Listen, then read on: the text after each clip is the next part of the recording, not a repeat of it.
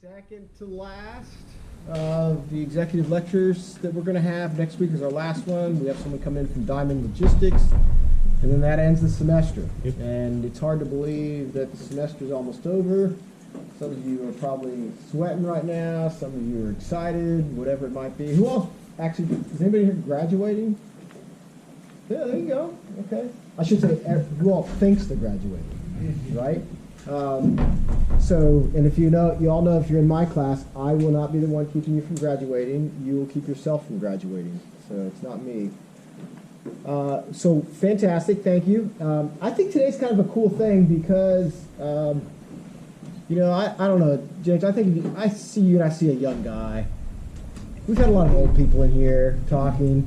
And so I think sometimes it's good to get people in here that got a little bit more vibe to them and don't seem like some crusty old CEO, right? So it's kind of fun to get somebody in here, and we were just talking about his agenda up here, that really can say, let me show you how this relates to the real world, because I think a lot of discussions I've been having with companies, with hiring firms and all this kind of stuff is that it just seems like kids get out of college, I'll just use the kids term because I don't know what you want to call yourself, but they get out and they get into a job, and how all that relates into the real world, into applying in a job, take it out of the textbook and make it real. That transition is tough, and so they don't always get it. So I think you're in for a treat today. So I'm going to take one more time, and I'm going to turn it over to James. And James, this is all your floor. How you guys doing? I'm James Scott, here to talk to you today about the lecture series. First off, I want to tell you guys, I want this to be interactive. I understand y'all have been in class and y'all have been worn down, getting a little hot outside, but please help me help you today, because it's necessary. I need y'all to be engaged. I came here for y'all, so I want to hear questions, I want to hear input, I want to hear whatever you have to offer, really, so we can have an open discussion. Somebody in here is thinking the same thing as you. I used to be the guy in here and not really trying to, hold back a little bit, but ultimately I want to hear your true thoughts. I know you guys want to hear mine. I don't necessarily I don't want to talk to myself this whole time. I'm telling you that right now. So again, help me help you. But here's the deal for today. So James Scott again. I'm a transportation and logistics manager for Martin Marietta. Here's my agenda. Ultimately, the introduction, I got a few pictures up there. Let you know who I am, where I'm from. Got some family photos, some things that I've been doing throughout my life. The positions that I've taken since college. It's been about 11 years since then. So again, I've been in your seats, and this is how I actually got one of my jobs, but how I found a mentor ultimately. Standard work, just what you need to be doing day to day from my point of view. Office etiquette. I have an intern in my group every year for about 3 months out of the year, and I just think it'll be helpful for you guys to give my perspective on what I think the interns could have maybe done better or what they did well at.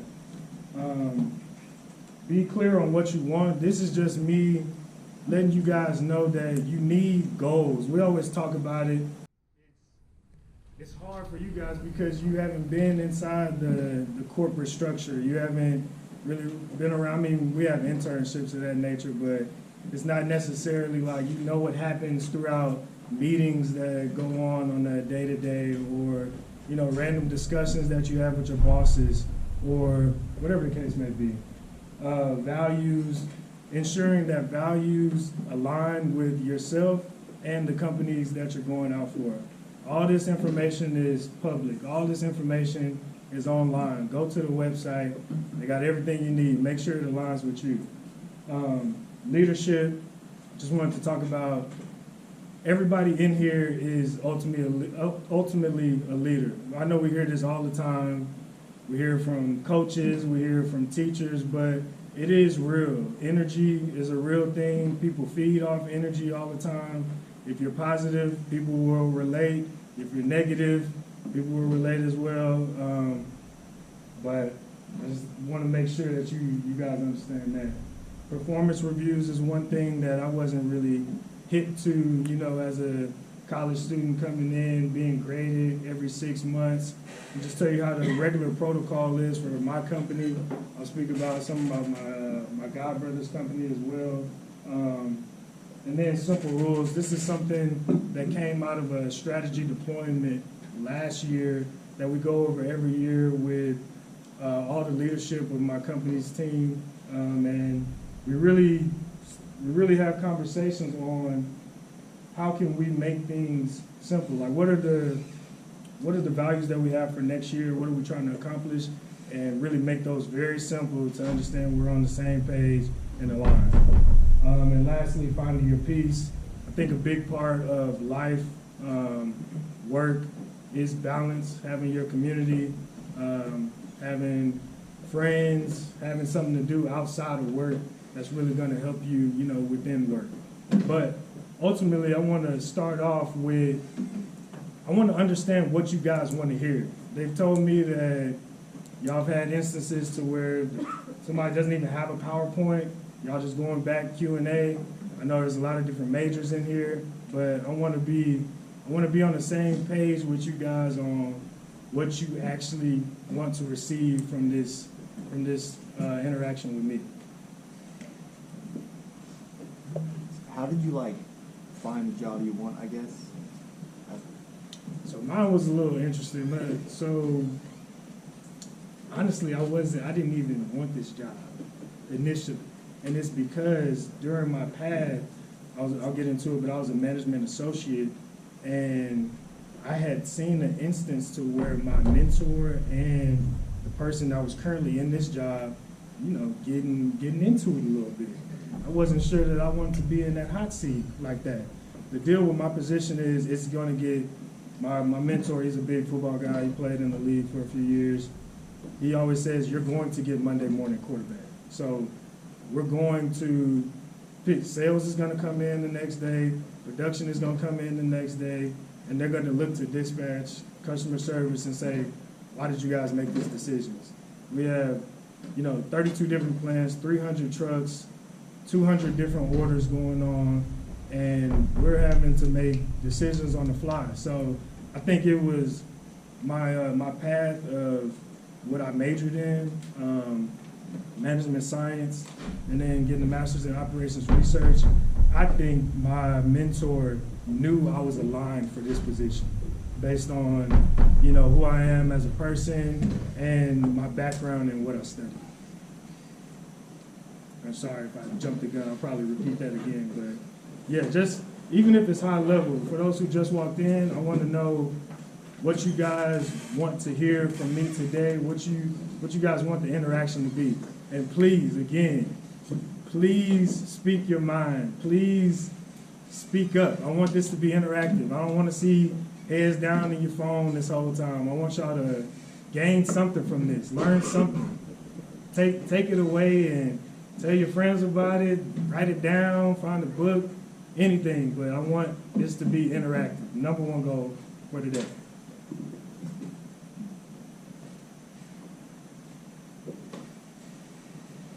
What is your schooling? Where did you go to college? So I went to SMU. And I went to high school at Straight Jesuit. Let me just get to the next one. I'm gonna answer that one right now.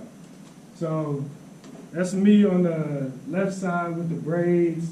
There's my sisters and my mother's on the left, my godmother's on the right, my god brother's on the right as well. My father at the top. It's me at the bottom playing for SMU, and then my mentor on the right side here, Derek Gordon. So the path, I had my braids, and my dad wanted me to go to this private school, ultimately. I didn't want to go. Anybody from Houston, I wanted to go to somewhere like Hightower or, any other place, but, and this is an all-boys school, all-boys private school. We split the boys and the girls' school with a parking lot. There was a girls' school, St. Agnes, on the other side. I was perplexed on why my dad wanted me to go here. Ultimately, obviously, it worked out. He's, you know, I wouldn't say dads are always right. I give him about 98 or so. But yeah, so he had this thing for me, but I think it stemmed because my sister, she went to the school that was close to us, and they were like trying to take math classes out of the program, and my dad's a chemistry major, went into IT after he graduated, or ultimately ended up in IT. So that was a big like red flag. He was like, we're not having that this next go around. So then went on from Jesuit, got a scholarship for football, but I actually majored in engineering. Everybody, I mean, it sounds good. It was hard, but it was what it was necessary. I feel like I knew I was going to be an engineer since I was in middle school. And again, a lot of this is because my father. I'm a junior. You know, we look the same, talk the same, act the same, mannerisms. He gave me a lot. He was the first one that went to school in his family. My mother on the other side, all of them have been going to school. So my dad, from a young age, I knew I was going to college, and I think because he got a scholarship in chemistry, ultimately he wanted to be an engineer in the long run, and he kind of pushed me in that area. But then, so since I did have the 4+1, they had a 4+1 program. Redshirted my freshman year. Called my dad after I graduated, or I guess before I graduated. They told me this was accessible to me, and he said it's a no-brainer. This is what we're doing. So that's what we did. I followed the lead of my dad a big portion of my life, I would say. So thankful for him. And then, like I say, 11 years ago, Derek Gordon, he was at SMU. I was at a summer course in business class, and he got up. He told me, you know, it was really small though. It was probably like 20 of us. It's a summer school course, and we had every week somebody come in and tell us their background, kind of like what I'm doing today. Tell us what they're doing right now. And he said he was in the league, NFL for a few years. He's a VP of a company. Who this guy was.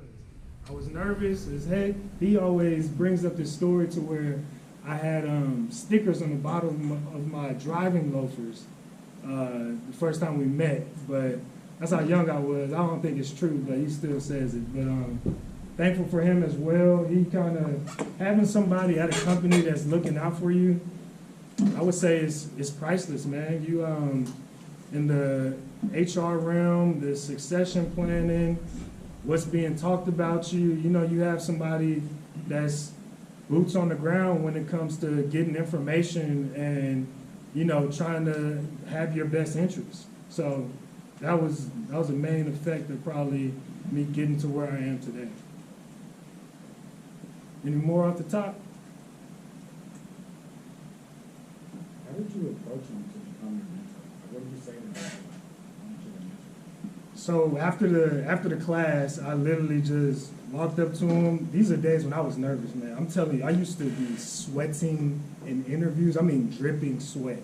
And I think I was nervous as hell. He knew it, I knew it. But approach him like somebody that you think is cool, somebody that you want to be in contact with, somebody that you see is holding themselves at a high caliber. I saw myself in him. So I think sometimes it's just like talking to a friend, like, hey, like putting it all on the line is like, hey, my name is James. I know I just heard you speak. You're gonna be looking for a job here soon. I like how you carrying yourself. I like what you presented today. Is there any way we could, you know, build a connection, have you be my mentor? But I would say I'm a shy person, but when these things like overcome you, it's like an overpowering thing. It's like I couldn't knock it out of my head that my brain was telling myself, go talk to this guy. Like, there's some energy here. Go do it right now. Whatever you say is, to me, I tell my friends, whatever you say is right. You know, whatever you choose is right. Like, if you have that feeling, if you have that energy, go do something about it. The worst he could say is no, and then you find somebody else. I found another mentor. It was at DFW, and it was really because I thought he dressed nice. It looked like he was doing something right. He had a Tom Ford bag. I'm thinking, who is this guy? You know, what can I learn from you? What can I take? There's any takeaway, even if it's just that day. Even if he said, I'm sorry if I'm ranting a little bit. I'm gonna do that. I wanted to preface y'all too. My brain, I am a little. Y'all gonna ask me something, I might go on another tangent. Y'all gonna have to bring me back a little bit if y'all want me to. But another one, I've been turned down a lot. In my apartment complex, there's a guy, same deal. I'm thinking, you know, nice car, nice vibe. He's speaking, nice glasses. I wear contacts, but I'm gonna say something. I'm gonna speak up about it. He basically tells me that he doesn't want to take that on right now. That's not really in his in his agenda right now. And it's like, I understand it. I get it. We don't always have time for what's being requested of it. I appreciated the honesty, honestly, because if he would have took me on and then ignored me, obviously I would have had my feelings hurt a little bit. But ultimately, I think it's about understanding energy, understanding what you want, being true to yourself, and you know, going after what you think you deserve and seeking out help. That's all I was doing. I talk about my dad a lot. It's like, I would think in my mind he was gonna piece me together with somebody, and he did. He gave me numbers to call and people that he had worked with that are in those positions. They weren't necessarily the hiring managers that were accepting a young graduate, but ultimately, I think it's on ourselves, it's on the individual if you want to, you know, make an impact for yourself.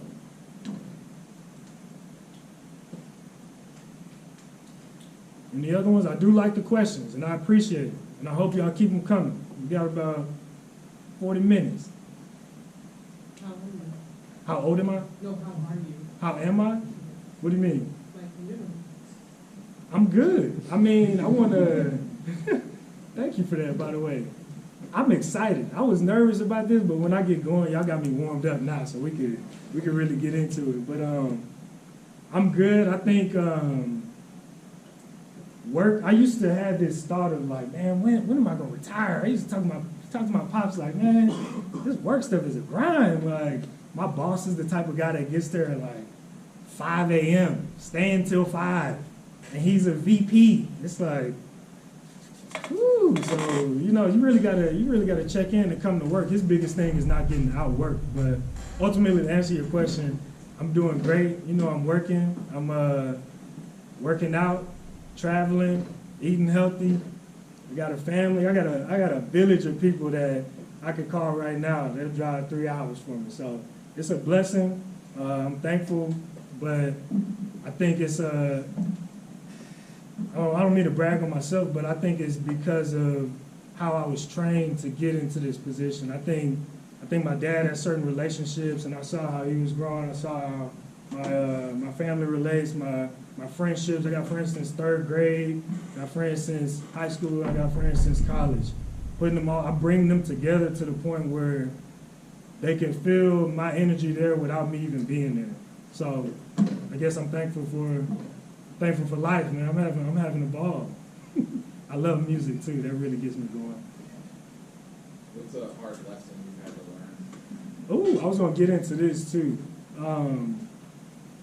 In management, I guess y'all would learn about this when y'all become managers, but in management, I did a 360 review to where the people that work on my team reviewed me with, you know, what they thought of me, how I was performing, how I met my managing style, and then all the people that's on my, you know, my grade level, I would say. So sales manager, production manager, all the different other type of managers, and then my boss and his boss could see all this information. One of the reviews, I'll go out and say it. I think I know who it is, but she basically called me a narcissist. And it was like, y'all, I'm telling y'all, I was like shocked. Because I pride myself on being this nice guy, trying to be helpful. But I could see how I got there, because when I first started in the management position, I came in trying to be friendly, trying to make everybody happy, trying to, do the right thing. But I hadn't separated holding people accountable from, letting people know what we're doing over here. So I transitioned from being that nice guy to going all the way overboard to being, when I come in, it's what's going on? What's happening here? Why are we having these issues and attacking the problem? I'm getting calls on the way in about my team not having their stuff together, so I'm trying to correct it. But doing the training and development, it's really understanding that we're at work in this we're here to be personable. We're all human here. We're all living this experience to where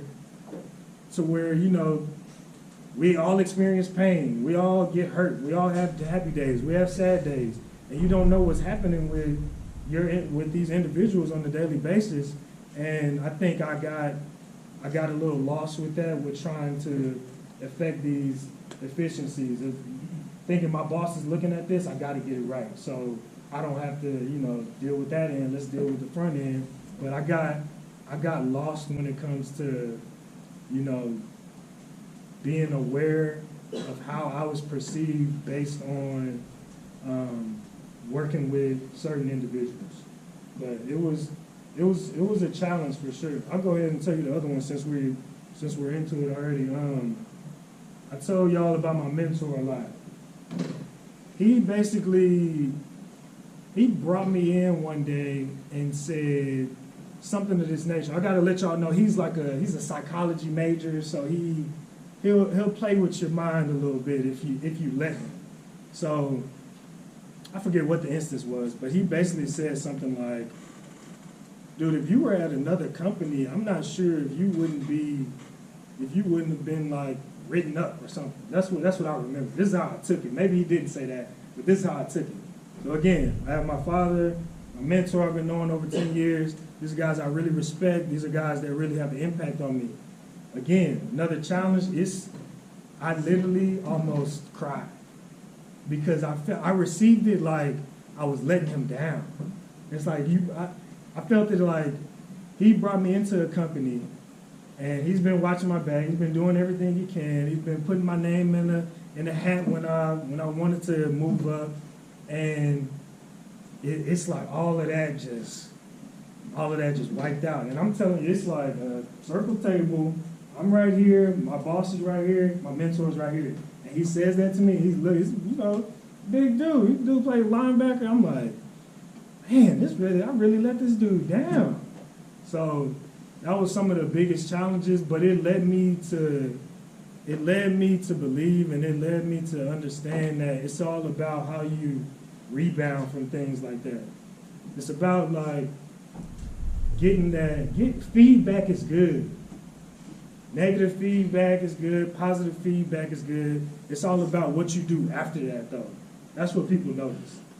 I remember initially, after receiving those results with the peer review, I speak with HR. She's letting me know, like, how are you feeling? What do you think about this? What are you going to do about it? I was giving her a cold shoulder. I'm like, I don't want to talk right now. This is really affecting me. This is really, I'm emotional, I'm like, I could have broke down any second, but ultimately, yeah, I think challenges are mostly about how you respond to feedback. And always, things I preach to my team is remain calm, remain professional, and remain positive, to make it simple. I'm losing some of y'all to this tap, tap, tap, tap, tap. So, anybody else got anything before we get started? We covered a lot, so we might end up a little short, but again, please keep the question coming. Let's be interactive. Let's have a discussion. Some of y'all are thinking the same things probably, so let's cover it all. Let's get into it.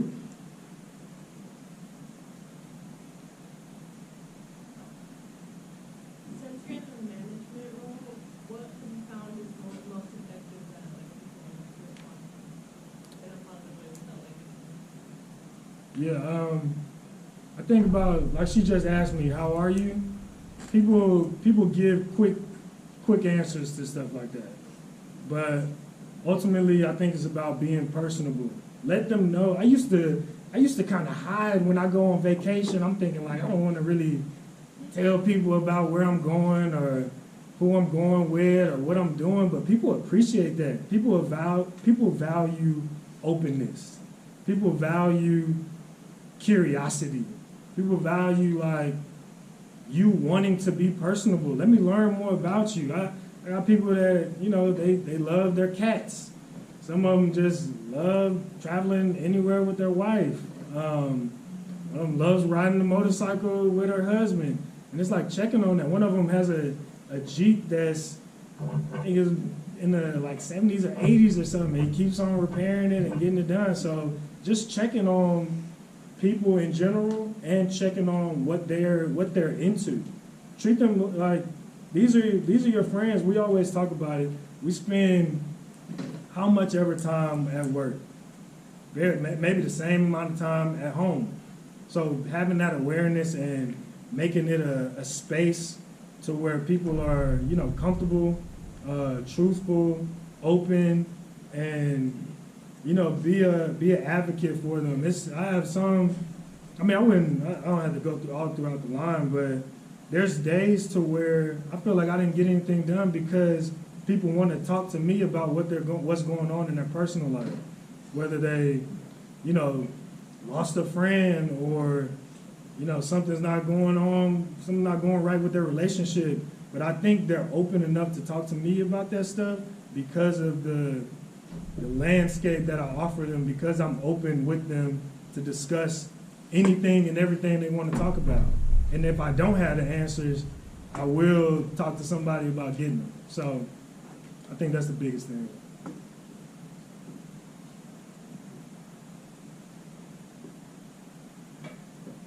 All right.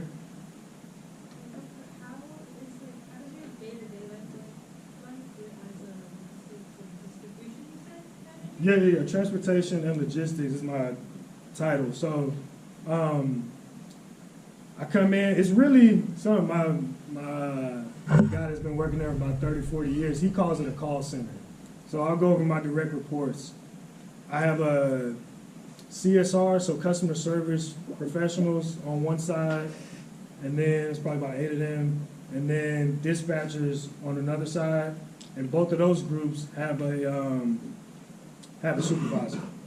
And then there's a scheduler who he basically planning out the next day. So driver-wise, the 300 drivers that we have, and then the schedule to deliver all the concrete, he's going through that too, making sure it's lining up as best as we can. When I was talking about earlier, getting questioned or next day question or whatever I said, he's making sure that we set it up the plan that is best case for us and the customer as well.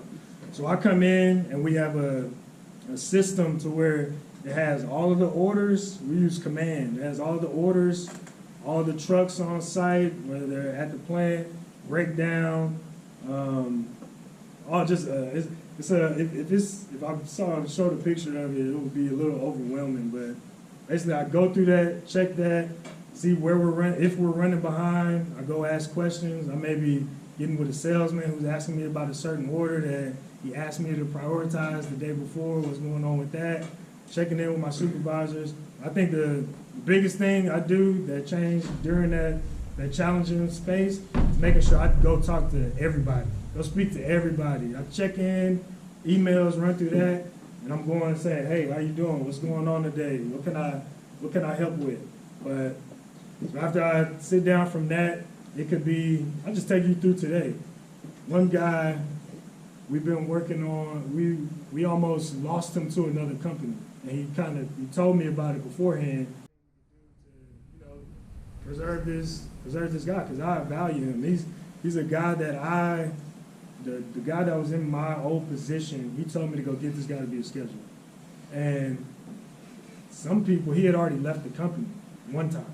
So some people are thinking like, we don't need to bring him back if you want to leave, you know? So, and then this is the second time it's happening. Not necessarily not happening, but he's like prefacing me with it that he has an offer available. So working with HR to get that done. After day, some parts of the day I'm working on this presentation, making sure I'm on par with you guys, making sure I'm hitting all of the right elements into today. And then there was also a sales meeting. So in dispatch, production, we work with production, the 32 plants. We got to know what's going on out there. Plants going down, or we're loading slow, or whatever the case. We need to know what's going on there so we don't move orders in whatever fashion we need to. Sales, they're selling the work, and their job is to sell the work. Our job is to deliver the work. So I need to understand what's going on in their meetings, if they have any complaints about any CSRs, any dispatchers, any projects that's been going awry. And that's also from a trajectory standpoint, getting me to understand what sales deals with, on a weekly basis. So getting a real live understanding on what's going on from a sales manager standpoint, just a sales rep standpoint. Since dispatch is so centered, I like to call us the heartbeat. Everybody's calling us to get information about something else. Or, our main job, they're calling us to get some concrete delivered. But we have 3 different product lines, so they could be calling about an assortment of things, but as long as they say customer service, just like when you see AT&T or whoever it is, it's like, I'm calling customer service because I need your help.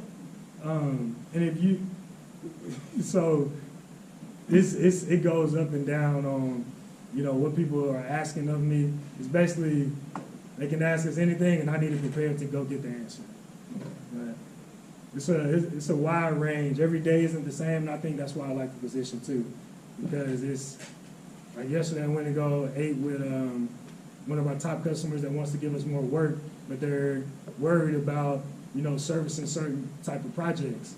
Their last 2 projects, I don't want to say I blame the sales manager, but he booked these projects knowing that it was going to be hard to get to based on, traffic, time of day of the project, the certain type of mixes. We have different type of rocks that goes into different type of mixes and where those plants can come from. So just getting on the same page with them, it's a balancing act. It's a chess match, because you don't want to throw the sales manager under the bus, but you want to get the customer to let them know, this is what I need from you to make this work for both of us. So it's a lot of people want me to commit that every customer wants me to commit that I'm gonna give them 110% service. Obviously, we got people that want to go at the same time. I know we have 32 plants, 300 trucks, but everybody can't go at the same time. So just getting people to, work with us and making sure we're on the same page, I think is the main point of like my position, because I'm touching so many different areas of the business.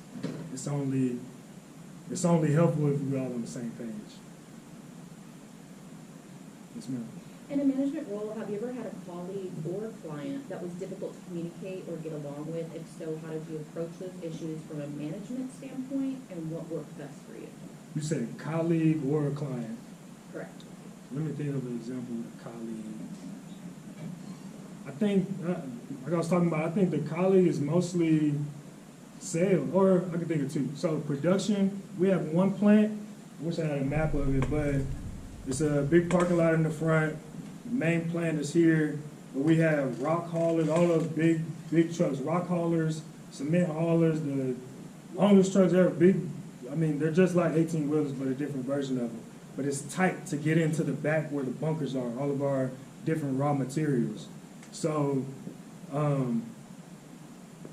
in dispatch, we just see this ticket is sitting there for, however long. We sent this ticket long ago. Now we're getting calls from the customer and wondering what's going on at the plant.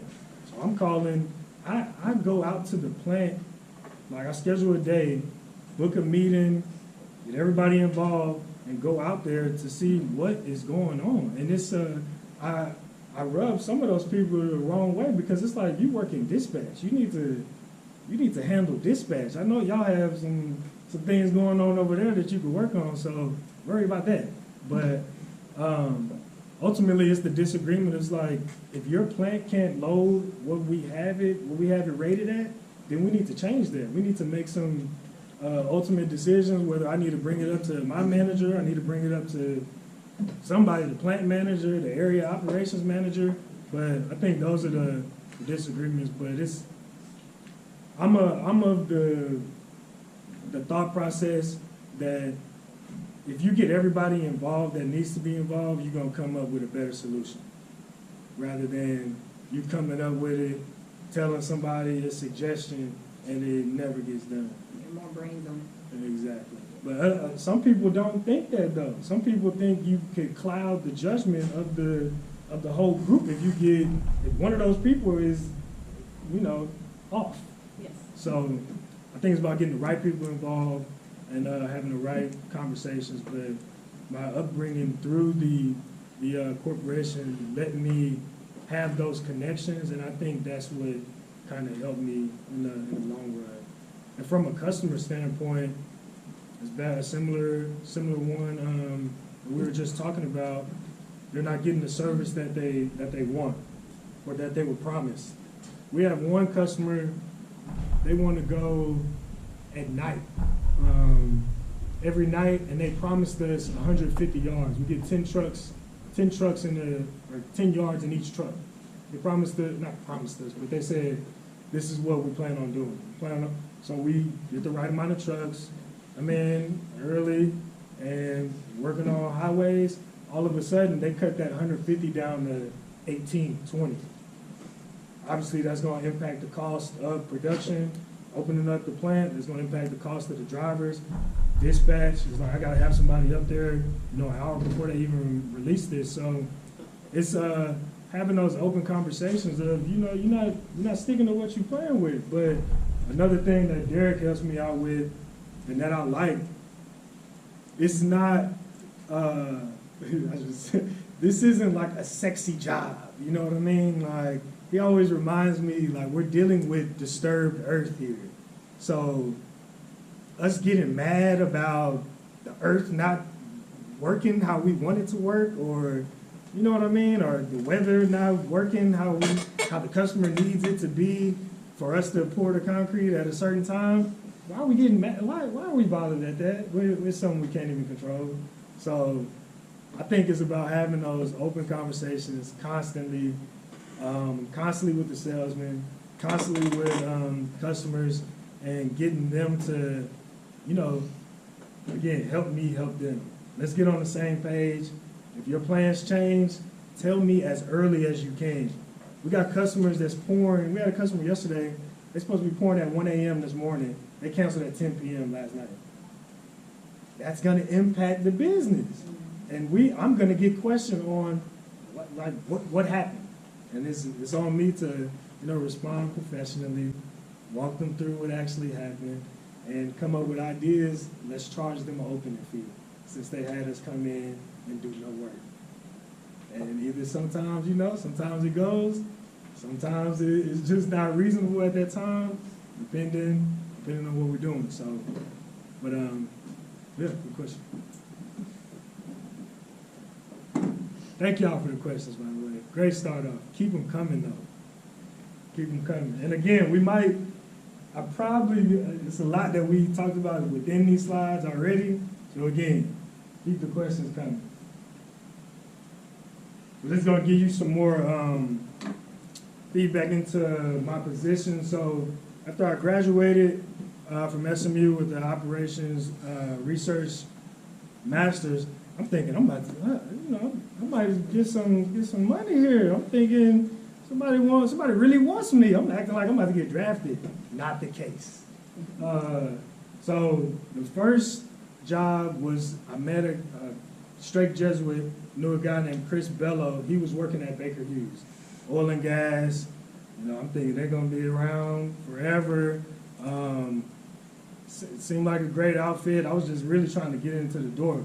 Before that, applications, hundreds of them. I didn't have the ability to do the internship because I was going to summer school every year with the football, so I had to be there. But ultimately, it worked out great. Stayed there for a year, and then Derek, the mentor, calls me, says, "I've been working on this management associate program to where you get to experience all the different product lines." So spent time with aggregates. My first day, I was shipped to Mill Creek, Oklahoma, and I was staying there from Monday to Friday in a hotel. Mill Creek, Oklahoma. I'm from Houston, Texas. It wasn't really, it was an experience to say the least, but I made connections throughout the company off top. That's gonna last forever. You know, I see these guys at leadership meetings. I see these guys at leadership meetings all the time, and it's like I'm getting embraced with hugs. You know, one of them has the same last name as me, big white guy. We call each other's brothers at leadership meetings because that's the connection that we had. But I really enjoyed that time throughout my career because it helped me level up later on. I knew what it was for. I could understand and call people whenever we're having issues at the cement mill or whenever I got an issue at a plant. I'm calling these guys directly. I don't have to go through anybody, and I'm feeling comfortable calling them. We could joke around, but at the same time, it's all business. But I think that's one. If y'all can do that, y'all can find a program to where you find a company that you could maneuver over a year period, 2-year period, make those connections overall, very impactful for the rest of your career. And again, I was working on projects basically that were given to me that they were already working on. You know, companies have these goals, these strategy deployments that they're trying to accomplish the next year, and you know, VPs, production managers, they're coming up with ways on how we can impact these numbers. And then I went right into the process engineer. So after that first year, I worked on a few projects. Again, I had to choose either I had to choose a product line. Derek was in ready mix, so I went ahead and chose that. But ultimately, I worked on different projects. There was a plant throughput project to where we were trying to see how efficiently can you get, you know, from the low point to, you know, on the road. And we did major things. At one point, the drivers had to climb up some stairs, look inside the concrete truck, either put water or go back to the low hole. We eliminated that. So obviously we're gonna get a lot more efficient. Inventory was another one. We inventory these materials in just bunkers. So, you know, if the weights are off when the trucks leave the first place where they picked up the material, or you know, if something's going on at the plant to where they're not really calculating it out properly, it's going to be off, and that's going to cause us a cost discrepancy.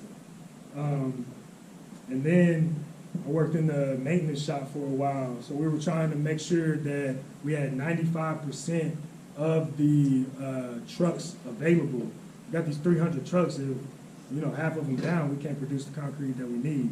So I was in the maintenance shop, I'm talking midnight to, you know, whatever the case is, and I'm walking through, literally watching our mechanic, trying to figure out his process flow and how can we make this better? How can we make this efficient? During that time, they were going underneath the trucks, was going under and then fixing up, just like Take 5 or something like that. We actually got a lift to lift these concrete trucks up, and it was, I mean, it's scary. I wasn't trying to get under there, I'll tell you that. But more efficient, very easier, cut down the time in PMs, very helpful.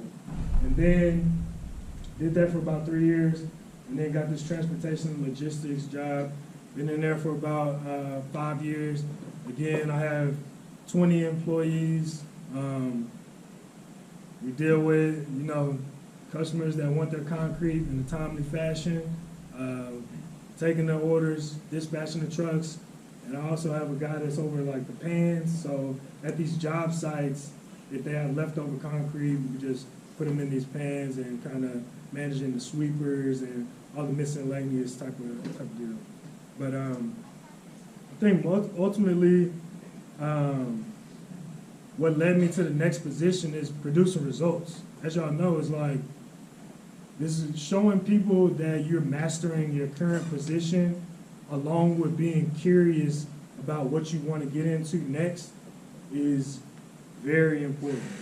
I would say that's very important. And I think that's why my mentor advises me to go into those sales meetings, understand what they're going through, understand how you can make an impact when it comes to, you know, being in your position and what they're dealing with.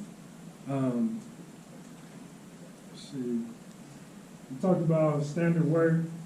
At first, I had the preventative maintenance picture up here. Is basically process by process, line by line. I had it down to where he was stepping. Like, is he wasting time going this way rather than this way? Where should we set the tools? I had all of that up there, but I think this is more fitting for y'all. It's like, if you have something to accomplish, put it on your calendar every day and do the work. I saw something about who was it? I think Jeff Bezos. He said a good way of basically saying he said something about I took it as, I think I wrote it down here. Stress stems from ignoring things that you shouldn't be ignoring. Basically, like procrastinating. That's where stress stems from. If you want to be activated, if you want actionable items, we all have the power to do all of that. So I think it's firstly about being clear on what you want and then mapping it out day to day on what it is that you want to capture. And if you don't know, ask somebody. You got somebody in your life that could help you that's been through something. Ask me if y'all got the question right now. But yeah, just wanted to touch on that a little bit. Office etiquette, I wrote this up. We only have about 4 minutes right now, but I brought this up real quick. Over the last few years, I just wanted to be clear on be aware of social cues. I think we all know about them, and we have friendships and we have like these relationships that we know of social cues and maybe we might be ignoring them. But little things like if somebody has their door closed, that doesn't mean go in the door. That means like don't come in the door at all. Somebody not making eye contact with you while you're trying to speak to them, that means probably come back another time. They're not really in conversation with you right now. So, and then I just put these up here just to understand the different types of relationships that we all have, and why they thrive. And I think the top ones in bold really give us something to look about and something to understand ultimately, because this is what makes a good relationship in any relationship. Boss, family, friend, coworker, anything. If you have these items, I think it'll come out pretty well. Talked about this already. Be clear on what you want to grow or to stay the same. I was really just going to focus on the comfort and the growth zone. Challenge yourself. Be okay with change. We all want things to stay the same, but we want the end point to be different. It's like the change, understanding that change can make the process better. People just shy away from it because it's change. It's something different. I got to learn something new. So I think this really helped me when it came to wanting to be a better person of myself and just like wanting to challenge yourself. We don't ask ourselves enough questions on what it is we want out of this life. If you get clear on that, then you can map it out to what you want and give the reason why. Values, this is just making sure that it matches up with your own values, the values of the company, values of the individual. I want to talk a lot about safety. I know talking about Martin Marietta a lot today, but getting home safe is the biggest thing for our company. We talk about safety before we're in office meetings. It's like we care about safety. Drivers come over to our company and they're wondering why we're so safe. Like, why do y'all have these protocols? But that's one. But I think I was going to say something about going into an interview. Literally, again, I said this earlier, go to the website, understanding what is this company about? What do you have questions about? Why is there an opening? Why are these your values? How did you come up with this? How is this in your daily life? And then leadership, everybody's a leader. I talked about that a little bit. I told you about the biggest challenge. I think that was like the stepping stone in my life to become a better leader.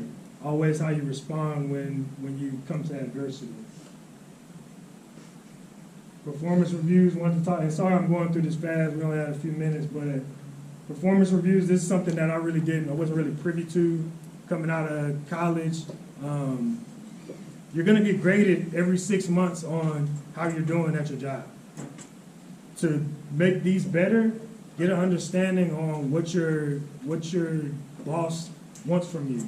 He knows what he thinks you're lacking, what he wants you to work on, and it's based on, again, what you want out of this position. If you're clear on that, you can direct you to the right path.